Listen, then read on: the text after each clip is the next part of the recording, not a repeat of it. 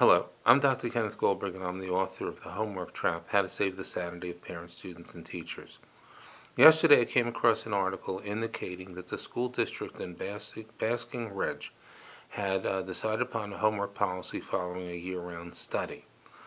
And the homework policy had a phrase in it saying that homework should be meaningful in nature. And I'd like to reflect on that word, meaningful in nature, and ask ourselves, what does meaningful mean? Well, to start with, I assume that meaningful means different things to different people. And I can't assume that teachers are giving students homework that they don't think themselves is meaningful.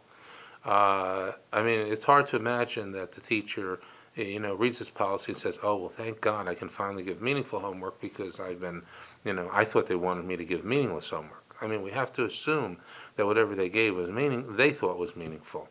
Even if I think, or as for those of you who may know, today the Race to Nowhere is presenting a petition to the National PTA and essentially asking for meaningful homework and arguing against rote assignments. But I assume that the teacher who's given those rote assignments wouldn't have given them unless that teacher thought it was meaningful.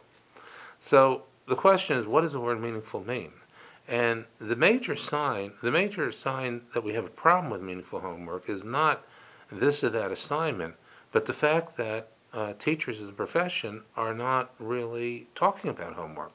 I've mentioned before that you don't see homework listed in schools of education in their catalogs, and you don't see homework listed in places where teachers talk about education.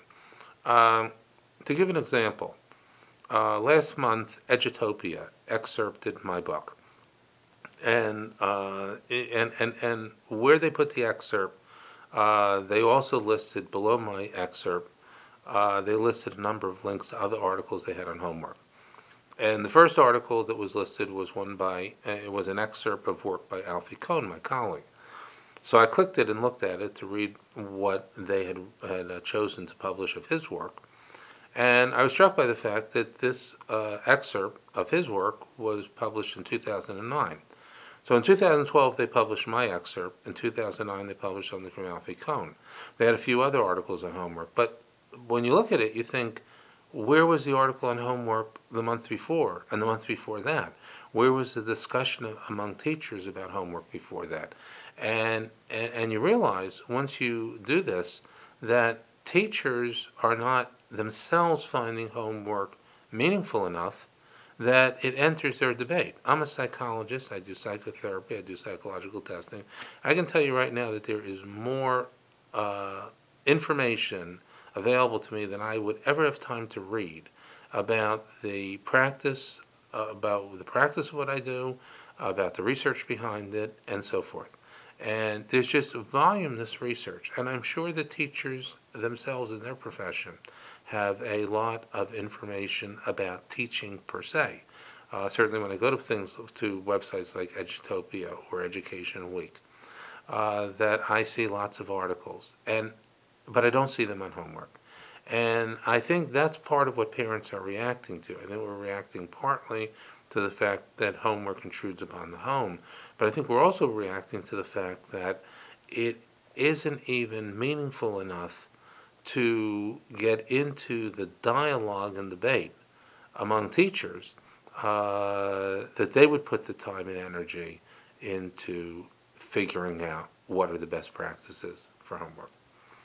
So one of the things I think is missing in a policy that Basking Ridge has, and something I think is missing in a lot of the debate about homework, is the question of containers and boundaries. The truth is, something becomes more meaningful when there is a limit. When I have a credit card in my pocket, and if we go back to a younger stage in my life when I wasn't particularly wise about money, I bought things that were not necessarily meaningful to me because I didn't have limits on the money I had. As I get older and wiser, I can see clearly that if I have cash in my pocket, I simply make better decisions about what to buy than I make if I have an open line of credit. And in some ways, what we allow teachers is an open line of credit. And if you have an open line of credit, you start to think about what's a good idea. If I have an open line of credit on my credit card and I see something that's appealing, I think that's a good idea, I'll buy it. But if I have a boundary, then I make more thoughtful decisions. And homework does not have any boundaries. Sometimes they talk about time limits on homework, but they don't talk about true time limits in terms of a clock. So I think the way to put boundaries on homework is to, first of all, set real time limits on homework, not estimated time limits. The child stops when the homework is done.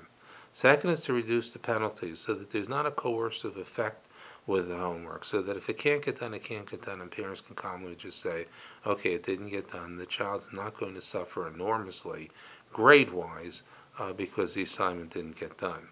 And then the third thing is to vest in parents the final authority. Go back to the credit card thing. I mean, when I go to the store and I see something that I want, and I say, boy, I want that, but I want it for half the price, well, I just may not be able to have it because I'm dependent on what the merchant says the price of the item is. And in a similar way, since the homework is being taken place in the parent's store, so to speak, uh, we also want to invest final authority in parents about what can be done. Parents will support teachers; they usually do.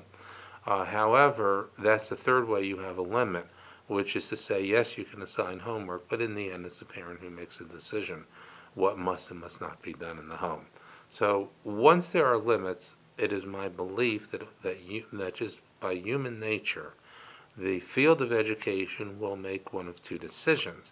I mean, either it will start to abandon homework because it will find that it just isn't meaningful, or it will make sure that whatever it assigns within the limited boundaries of what it can give are meaningful.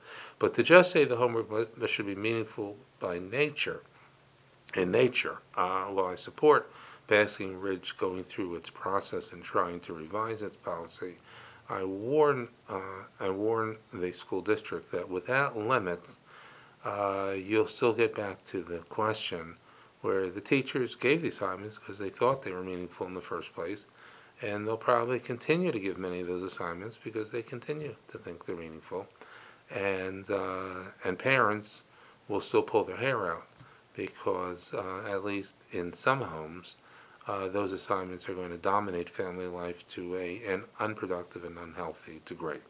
Thank you.